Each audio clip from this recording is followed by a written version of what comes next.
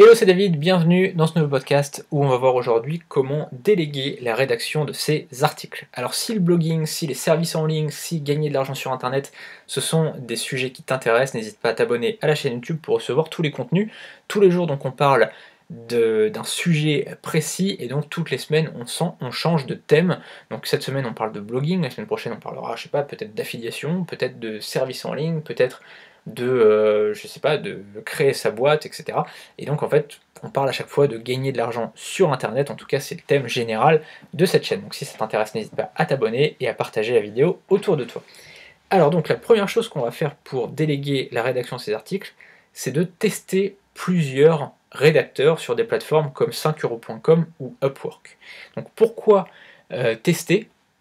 C'est tout simplement que, tu le verras, il y a certains rédacteurs qui ne seront pas du tout sur ta ligne éditoriale, on va dire, qui font du coup quelque chose qui est complètement différent de toi, qui tu sens que voilà, c'est très très loin de ce que toi tu pourrais écrire, et donc déjà ces personnes-là, tu vas pas forcément pouvoir travailler avec elles, ou alors tu vas leur indiquer quel est ton style à toi.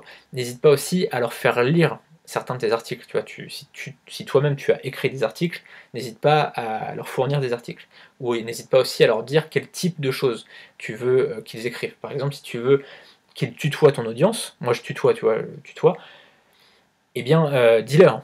Dis-leur que il faut que tu tutoies, qu'il faut qu'ils tutoient dans leurs articles. Ça c'est une chose qui est importante. Et donc il faut quand même tester plusieurs rédacteurs, parce qu'il y en a des très très bons, il y en a des moins bons, et donc il faut avoir un panel quand même assez important, donc n'hésite pas à en tester 4, 5, 6, c'est important. Et voilà, au moins ça fait travailler des gens, et puis ça te fait au moins tester, et puis tu garderas du coup derrière les meilleurs. La deuxième chose, donc, c'est de créer un compte auteur sur WordPress. Alors pourquoi un compte auteur? Parce que c'est un auteur, en fait, il va seulement pouvoir publier et gérer uniquement ses propres articles.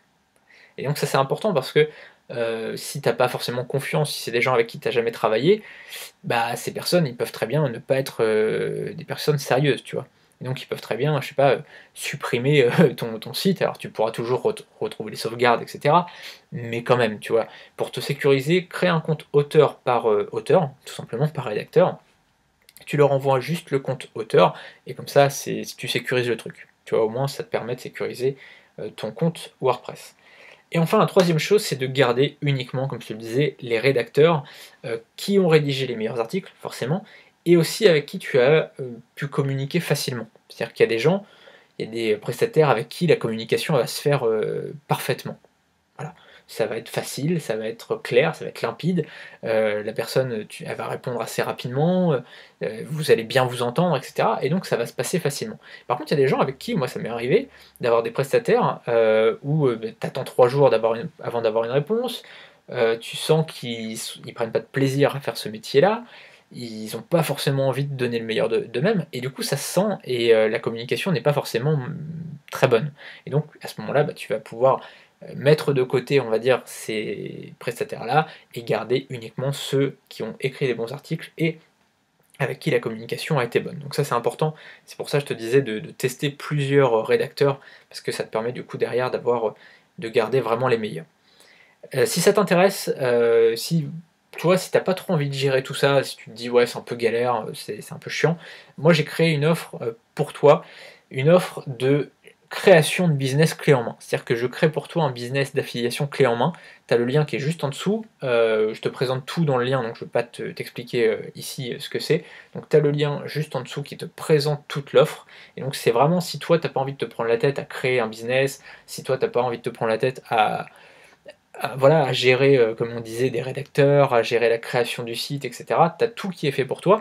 Par contre, évidemment, je préfère te le dire, ça coûte des sous de faire créer un business clé en main, et c'est pas, tu gagneras pas 20 000 € par mois, hein. Là, c'est ce que je te propose, c'est tout simplement de te faire un complément de revenu d'à peu près 400 € par mois. Donc, je préfère te le dire, je préfère être tout à fait transparent avec toi. Le lien est juste en dessous, donc si ça t'intéresse, voilà, on se retrouve juste derrière. Salut!